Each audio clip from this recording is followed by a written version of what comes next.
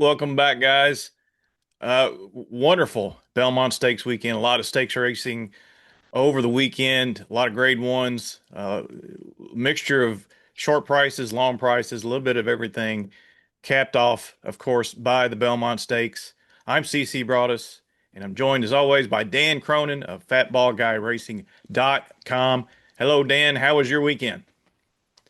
Hello. And Wednesday, Thursday, and Friday were tremendous. Sunday was tremendous. Saturday was not good. I could not connect a bet on Saturday. We missed every bet, all my pools, my own. We'd get in position and we just could. Well, I take that back. We cashed one ticket. Thank God it was for a pretty good amount of money to get us out of some of the hole in the pool. But and then the pool ended. We started with 15 grand. We ended with 17. So can't complain about that. But we had it up to over 30 at one point, and we just missed every bet on Saturday. I mean, it was just incredible. We would get it started and then we'd blow it, and we just could not get consistent. I know the feeling because I had a live ticket to five horses in the Belmont Stakes, and I had like maybe eight in the last leg, and I left out Cherie DeVoe, and that proved to be the death knell to a lot of my Saturday bets. But let's talk about this Belmont Stakes. Probably a surprising result. I think when we look back by the end of the year, we look back on this result. I think we're probably not going to be as surprised because Golden Temple obviously is has come to hand as a really nice 3-year-old, and I think he's probably one of maybe two or three in the crop that maybe has the brightest future. Dan, let's go through this race and let's get your insight. Yeah, the first thing I would say is I bet on Chief Wallaby, and when they turned for home, I thought he was going to run away and win easy. The way the track had played all week to speed, I wonder, and I guess we'll never be able to know for sure, but I wonder if that rain that hit, I mean, minutes before the Belmont, I wonder if it changed anything, because it sure looked like a completely different track in that race. And even the last race of the day, that 11 horse got a brutal ride. I mean, geez, what a bad ride by Franco. Um, got him way, way back, and he got up and ran second. So, suddenly the track uh, was more fair. So I wonder if that change, if it would have stayed hot and sunny, would Chief Wallaby have kept going? I don't know that. But after watching him now several times, I think he's a miler. I think they're going to have to turn him back.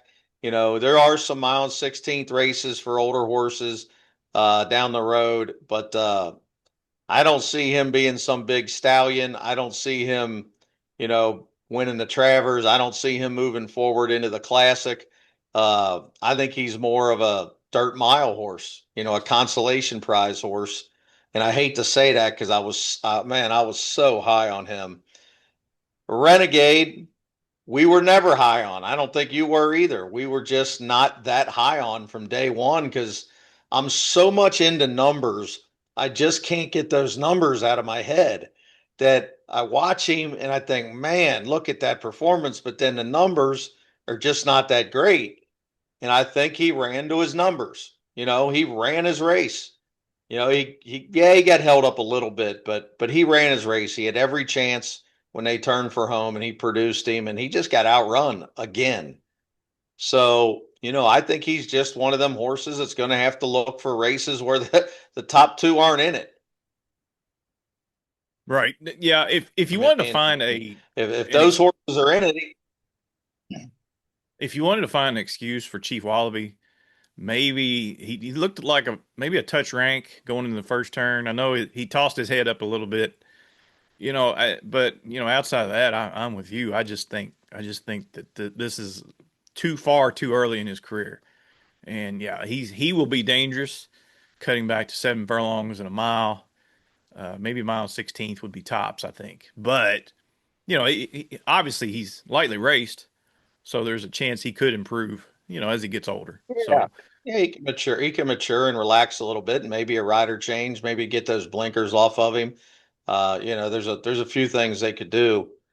But, Renegade, I'm not sure what you do with him. He has no speed. He's going to be pace compromised the rest of his career. Because of his name, he's going to get bet heavy every time he runs. And I'm sure he'll get bet again in the Travers. And he'll run the same kind of race, I think, again in the Travers. That where Commandment, I think Commandment just needs to mature and learn how to run the turns. He's so bad on the turns. When you go back and watch, he could not make the bend. And you just can't run like that against high class horses, and it cost him the race. If he could have made the bend, and Johnny V said this after the race, and I said it right after the race, that if he could have held Golden Tempo and Jose Ortiz in, he was the winner. He got the right trip. He just couldn't hold him in because he could not make the bend, which allowed Jose to bump him out of the way and get into that path and then ultimately outrun him down the stretch. But I think Commandment's one of them horses moving forward that could win some really nice races. And if they keep him in training as a 4-year old, I think he's going to be, in that upper echelon of horses, especially going this distance, mile and an eighth, mile and a quarter. I wish we'd have got to see him going a mile and a half, because I think even a mile and a half, I think he'd have been able to continue to gallop with them.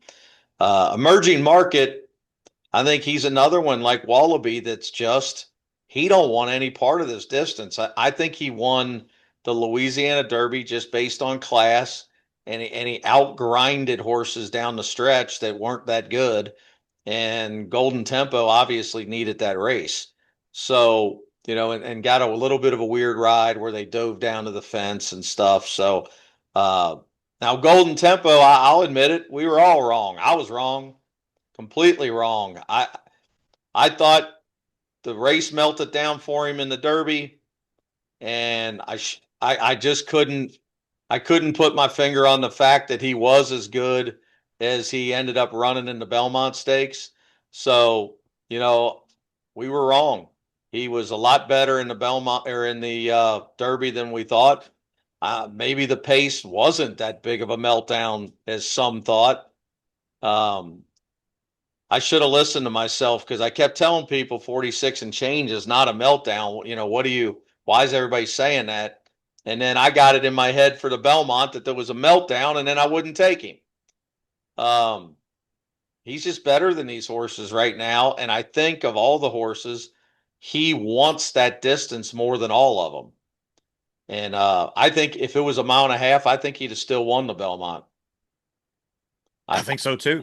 Yeah, I think you're right. Hey, let's go back and talk about Renegade real quick. I want to talk about this Arkansas Derby that kind of cemented his status as the Derby favorite because he won by 4 lengths. And at the time, we all thought, that was the Derby prep. That was the one that may have been the strongest prep. And it turned out maybe it was the weakest prep because uh, I'm just looking at the field here. Silent Tactic has not run yet, but it was announced, right. I think it was right before the Derby that the horse had a hoof issue going into the Arkansas Derby. So obviously he didn't run his best.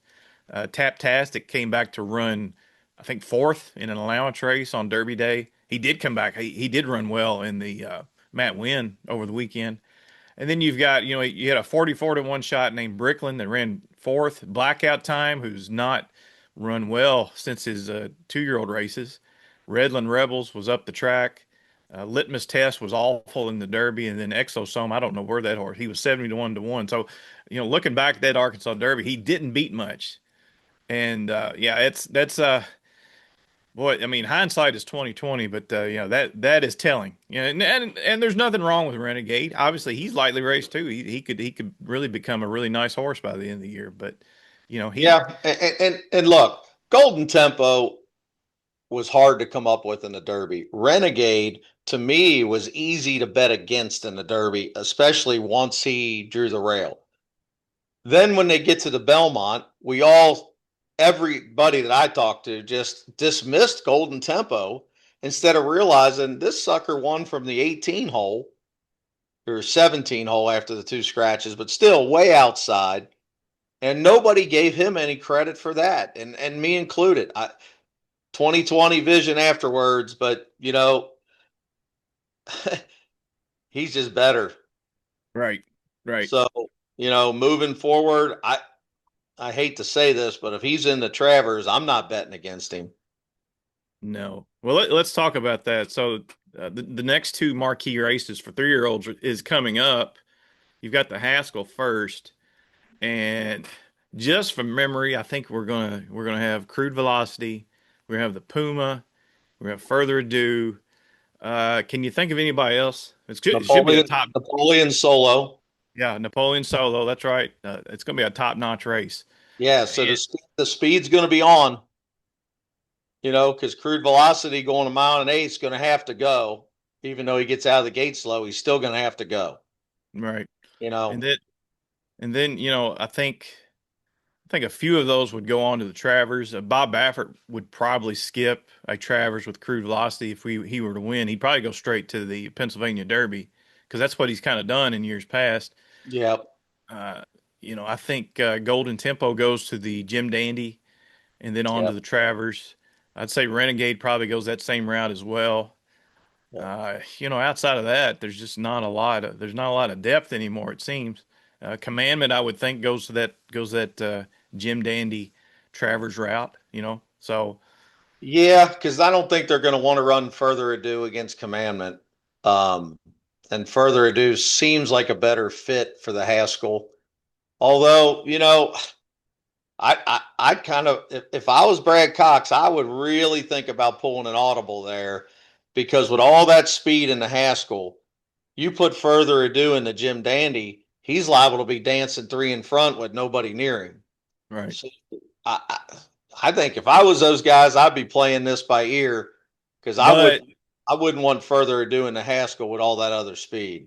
that the Haskell has that G1 next to it. It's a grade one. The Jim Dandy's only a grade two, so a little more prestige Yeah.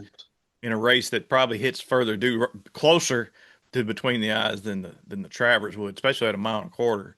Englishman won the Woody Stevens by like 1,000 lengths and ran a 115 buyer. And what do you do? What do you do with him? I'd love to see a matchup between him and Chief Wallaby in the Allen Jerkins, the 7 furlong race on the Travers undercard. I think that would be phenomenal. I think that would be a standalone feature race on any other Saratoga card. So, uh, what I say hope you? he gets to the Breeders' Cup Sprint. Man, Well, that would be interesting. Would they go to the sprint or the mile, the dirt mile? I would think with two turns, they got to go to the sprint. That's Yeah, a real championship too. Nobody cares about the dirt mile. And man, I Ben Tornado, Bookham Dano, and a whole host of other ones. I mean that race could be really, really good. And Englishman couldn't have been more impressive. Now, I will say this: the track definitely played in to him looking that good. Didn't play in, I don't think, to him winning. But right. I do think the margin of victory and how all-inspiring it was had a lot to do with they hadn't passed a horse in 4 days. And he was on the outside. He was going to make the lead. The 1, 2, 3, 4 didn't break very well, so he was gone. And I think that played a lot into it. But what I'm going to do with that number is I'm going to downgrade it about 10 points, knowing in my head that, okay, it was great, but it wasn't out of this world. Let's calm down a little bit with that, um, and then see moving forward. But man, who is he exciting? And, it's Jose and Cherie again. Right. I don't know a 3-year-old sprinter that's in the same breath with him unless we're missing somebody that I don't No. know. Well, we thought it was Crude Velocity, but yeah, I would like to see those two meet again. Baffert said he doesn't want to doesn't want to face the horse ever again, but hopefully he'll have to somewhere down the line. So, uh, Yeah. uh, one more thing, of course, Sovereignty faces off with White Abario in the Stephen Foster in roughly 2.5 weeks. Should be a appointment television. Uh, Yeah, if you're not local. I wonder if Sovereignty will make it to the starting gate. Don't you think the Godolphin horses aren't what they used to be? Like just in years past, they seem like they're not as flashy. You know, I've bet a few of them that have not lifted a hoof lately. It used to be Yeah, you could just you could draw a ring around them because they'd always run the race. yeah, So some of them have not been what they're supposed to be, and I know I'm going out on a little bit of a limb here, but I can tell you from the people from Churchill, and I know you got people from Churchill too. They're all saying in whispers only that he is not working very well. That his really, last workout was very dull. okay, Now, this is from people that know way more about workouts than me. They're not going to go to Twitter and tell everybody that because they don't want to look stupid if he wins. And I know we still got time. We still got a few weeks before the race. So maybe that was on purpose. I don't know. Um, but I'm being told that people are starting to get nervous. And maybe he'll wake up. You know how horses are. Maybe he wakes up when it gets hot. It hasn't been really hot. Maybe he wakes up when it gets hot and just don't like all this weather and a lot of rain and a lot of craziness around here the last 2 months. So maybe he changes completely when it starts to get really hot. I don't know. He flourished at Saratoga last year too. So we'll see. White Abario, you never know what you're going to get with him. I mean, he runs so many really good races and then he'll run one back and you're like, that's not even close to the same horse I just saw. Um, you know, I wouldn't be afraid of either one of them. If I had a really nice 4-year old, I would not be ducking that race. all right, that should be interesting. It would lose luster for a $2 million race if Sovereignty were to bow out, but hopefully he'll Then perk up here. is Baeza coming? He should be, yeah. Baeza should be there. That might be telling if Belmont wants to run Baeza versus his big horse. That might tell you all you need to know. So, Right. uh, And we something. never get to see, some horses, they can't stop themselves from getting in trouble. Right, It just, there's some horses like that. And Baeza is one of them. I mean, when the gate opens, can you please break once? right, I mean, how many times do we have to see this horse stumble or get left and have no chance the minute the gate opens? And that's the problem betting on him. It's like I right, want to bet on him so bad against these other two horses, but I don't want to throw my chair as soon as the gate opens. right, You right. know, it's And like, it's a real possibility. I mean, yeah, fool me once, shame on you. Fool me twice, shame on me. That's because that's man, if he would just get in position immediately, he's got a big chance to win that race. right, But he could be last, and he ain't going to outclose Sovereignty. So now what? right, right. So I mean, I don't even know who would ride Baeza. Um, maybe Pratt. I don't know. Yeah, Uh, both Ortiz brothers. I mean, I'm sure he'll have his pick because White Abario is going to have what or Irad, I would assume, right, right? right, And Sovereignty will have Junior, so Jose's going to be wide open. And nowadays, I don't know how you say Jose's not qualified to ride it. I mean, my lord, has he been on a streak the last 6 months? So right, I mean, you know me, I've always loved him. He's one of my luckiest riders that I bet on. So yeah, I would reach for him in a heartbeat if I was especially as good as he is out of the gate. So right. we'll Okay. see, man. It was good talking with you again and leave those comments down there and don't forget to subscribe. Yeah, let's wrap it up with one thing. Burnham Square, a potential star in the making, runs Saturday in the Charlie Wood at Churchill Downs, going mile and 3/8. Real quick, yes or no? Burnham Square is the best U.S. turf horse since Bricks and Mortar. Yes or no? Long distance, yes. Long distance, yes. Okay. All right.